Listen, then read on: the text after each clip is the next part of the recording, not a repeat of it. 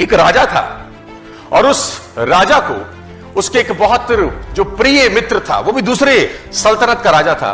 तो दो राजा आपस में दोस्त थे।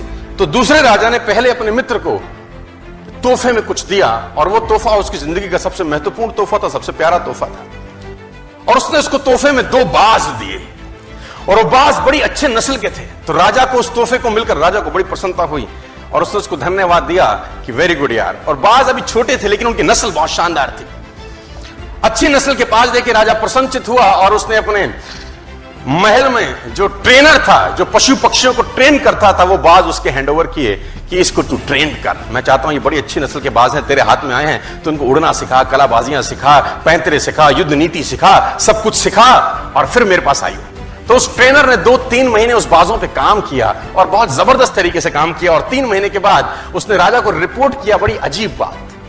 उसने राजा को कहा, राजा साहब, हालांकि आपने जो बाज दिए थे वो हैं तो बड़ी अच्छी नस्ल के, लेकिन एक प्रॉब्लम मुझको आ रहा है और मैं चाहता हूं आप उसको समाधान करिए। तो राजा ने बोला, प्रॉब्लम क्या है? उन्होंने बोला, एक बाज तो शानदार उड़ता है, मस्त उड़ता है, कलाबाजी भी करता है, जैसा सिखाता हूं वैसा सीखता है, एक साला उड़ता ही नहीं है, हालांकि दोनों अच्छी नस्ल के हैं। तो राजा ने बोला, प्रयास करो। उसने बोला, सर मैंने सारे प्रयास करके देख लिए, मुझको समझ ही नहीं आ रहा कि तकलीफ क्या है। तो राजा ने बोला, किसी और को हायर करो, अपने शहर में, अपने एरिया में, अपनी सल्तनत में कोई ऐसा आदमी ढूंढो जो पक्षी प्रेमी हो, ऐसा आदमी ढूंढो जो नेचर लविंग हो, जो बाज से बात कर सके, उससे पूछे समस्या क्या है, दूसरा भी तो तेरी भांति दनादन उड़ रहा है, तेरे को क्या तकलीफ है?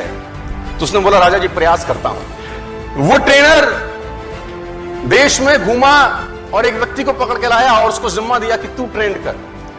और ठीक इस घटना के 3 से 4 दिन के बाद जब उसको वो व्यक्ति मिला, उस व्यक्ति को उसने वो बाज हैंडओवर किया कि इसको समझ नहीं आ रहा अपने को तकलीफ क्या है। उसने बोला, इसको तो मैं उड़ा दूंगा। सिंपल सा ग्रामीण सा आदमी, किसान सा आदमी। अगले ही दिन राजा उन बाजों को देखने आया तो दोनों के दोनों मस्त उड़ रहे थे।